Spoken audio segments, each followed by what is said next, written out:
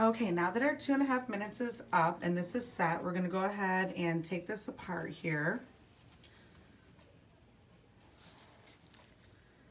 Sometimes it is pretty tight to be able to have the patient open. Okay, we're gonna be right back here. We're gonna be in the third room to the left. The three's above the door. Okay, so now what we're gonna do is we are going to switch out our tooth. So now that we have our pre-impression done, now we're gonna switch out the tooth to the prepped crown tooth, which looks like this. You can see it looks a lot smaller than our other tooth. So this has been prepped 360 degrees, which means all the way around, and also occlusally by 2 to 3 millimeters approximately.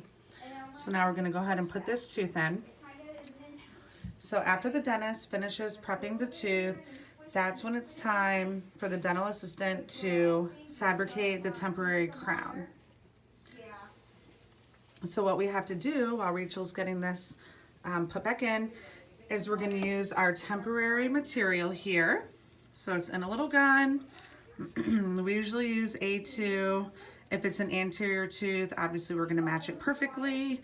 A posterior, this is what we're gonna use today, the A2. Doesn't have to match as perfect. Now, we do apply the Picosep. So this acts like saliva would on a patient. Obviously, our Typodont is very dry, so the problem we run into if we do not apply this Picosep is the temporary crown will get cemented onto the prepped crown tooth and makes it very difficult to come off, which then causes it to become brittle and break. So we apply this Picosep. It's basically like a lubricant, acts like saliva, so that our temporary comes off nicely, because the teeth do not have to be dry when we take this impression.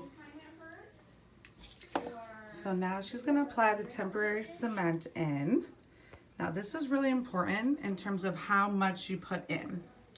So go right ahead.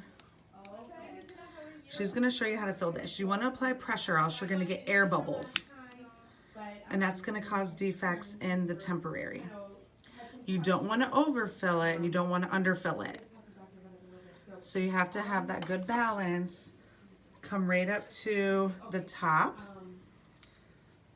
And then you're gonna center it, of course, over the prepped tooth. And the patient is then gonna bite down For another 2 minutes. for 2 minutes.